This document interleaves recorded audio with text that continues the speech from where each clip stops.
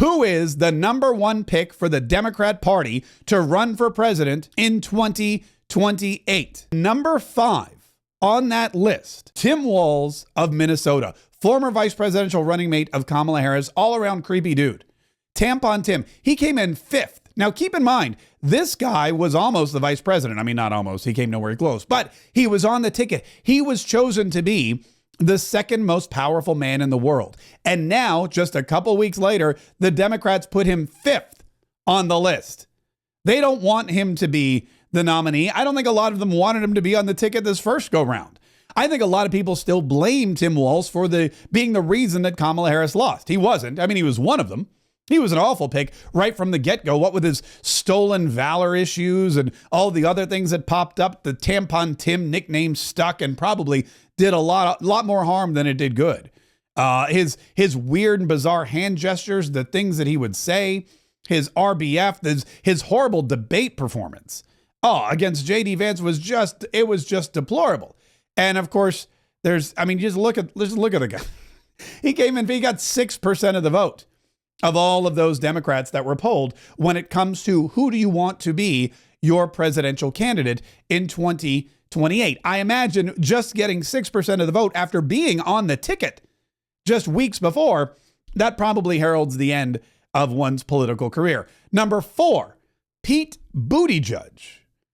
Pete Buttigieg, Mayor Pete, the former mayor of South Bend, Indiana. This guy, you may remember, ran for president back in 2020. He ran with, like every other Democrat, Bernie Sanders, Amy Klobuchar, Tulsi Gabbard, Kamala Harris, and he dipped out. He actually won a couple of the early primaries, but he dipped out because Joe Biden offered him the cush cabinet position of transportation secretary. I imagine they went to him and they said, look, Pete, you're like, 35, 36 years old. You're gay. Do you really think America's ready for a young, handsome, gay president? We don't think it's your time. But if you dip out of the race, if you drop out now, we'll make you some cabinet position, maybe transportation or something. He then went on to become what some people are saying is the worst transportation secretary in the history of our country. And by some people, I mean me. We had the horrible, just the god-awful 4 years of transportation mishaps, crises, if you will. Now, I'm not just talking about the supply chain issues that blocked up the ports around Christmas time a couple of years ago. Remember all those cargo ships were just floating around? They're just floating around out there outside of California, LA, San Francisco. They couldn't get them in. Why? They couldn't unload them. There were no longshoremen, and then there weren't trucks that could come and haul the cargo off to wherever it needed to be. So they just sat out there for weeks. Then, of course, there was the airline controversy last year when all of the airline systems went down and people were trapped in the airports over the holidays, couldn't get out, couldn't fly anywhere. Not to mention what went wrong in East Palestine, Ohio, when the train derailed and that big poisonous plume of smoke rose up over the entire area, poisoning fish and waterways and everything else. He didn't even go visit until after President Trump did. President Trump went in and said, I'm going to go see the people of East Palestine. Joe Biden never went. They're still waiting for him. Mayor Pete finally showed up. One of the worst transportation secretaries. But in the Democrat Party, what they do is they have this fail-up mentality. They have a fail-up mentality. So if you fail as transportation secretary, then people are like, maybe we should run him as president instead. That's why he's number 4 on the list. Number 3, Josh, I was too Jewish to run with Kamala Shapiro, the governor of Pennsylvania. Josh Shapiro, he may have actually dodged a bullet. Had he been Kamala's running mate, he may not even be on this list. But Josh Shapiro, it was a head scratcher for a lot of people.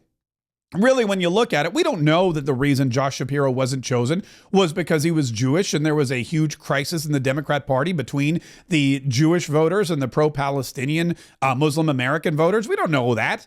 It's probably a safe bet. It's definitely something strategists have warned about. But Josh Shapiro is from Pennsylvania, governor of Pennsylvania, very popular in Pennsylvania. Pennsylvania was a must-win state. Kamala Harris did not win it. Maybe because she didn't have Josh Shapiro. There are other reasons. There are way other reasons. But Josh Shapiro came in at number 3 on the list of potential nominees in 2028 for the Democrat Party. Number 2, Gavin Newsom, or Newscum, as some people, as President Trump likes to call him Gavin Newsom, the governor of California. This guy, look at him. He's always in front of a camera. I tried to find a photo of Gavin Newsom where he wasn't in front of a camera. Doesn't work that way. He's always in front of cameras. Gavin Newsom, who has been itching for the job of president since the day he was born. He's got the hair, he's got the tan, he's got the look, he's ready to go. He was a staple at the White House. He stayed at the White House even when Joe Biden wasn't there. He pretended to be Joe Biden's best friend, his BFF, his closest confidant. He pretended to be somebody that Joe Biden could confide in. He was ready, willing, and able to step in at any moment should Joe Biden be unfit to run for president. I guess he forgot that there was another person in his stead. This is a guy who debated Ron DeSantis on Sean Hannity's show for some reason, like they were both running for president. Neither one of them were. Ron DeSantis wasn't the presidential nominee. Gavin Newsom wasn't the presidential nominee, but they both agreed to a debate on the Sean Hannity show, I guess in preparation for 2028. And the voters on the Democratic Party, they think that he's a decent pick. They think that he's one of the guys because he came in second on the list. He came in second when they said, hey, who do you want to be the Democrat nominee in 2028? The Democrat voters said, we would like Gavin Newsom, 8% of the vote. But that's still nowhere near the winner. The number one pick with 41% of the vote. Democrat voters selected to run in 2028 for president, Kamala Harris. That's right, ladies and gentlemen, the cackle will be coming back, according to this poll. Kamala Harris, who just lost the electoral vote by the largest margin for a Republican in decades. Kamala Harris, who just lost the popular vote to a Republican, something else that hasn't happened in decades. Kamala Harris, who oversaw the reddening of America. I mean, you want to talk about a GOP takeover. You want to talk about a shift in the political mindset of an entire country. All you have to do is look at the final numbers on the map. Kamala Harris, who never won a primary, who no one ever voted for to be a presidential nominee and somehow fell into it, campaigned with Tim Walz. Again, the worst. Tim Walz was the worst pick for vice president since Kamala Harris. And you put the two of them on a ticket together, thinking you're going to win. Well, 41% of voters believe that in 2028, Kamala Harris is the go-to candidate for president, which means you're going to hear more of those speeches. You're going to hear more of those non-answers. You're going to hear more of that cackle. You're going to hear more bizarre stories about falling out of a coconut tree. You're going to hear all about her, eating bacon on Sunday morning with her nieces, all that stuff.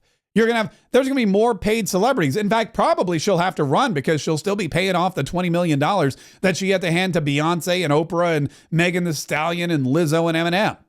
I mean, it is going, if you're a celebrity and you're on the left, get ready because you're going to have another huge financial payday come 2028 if Kamala Harris runs for president again, because Democrats, they don't endorse their friends for free.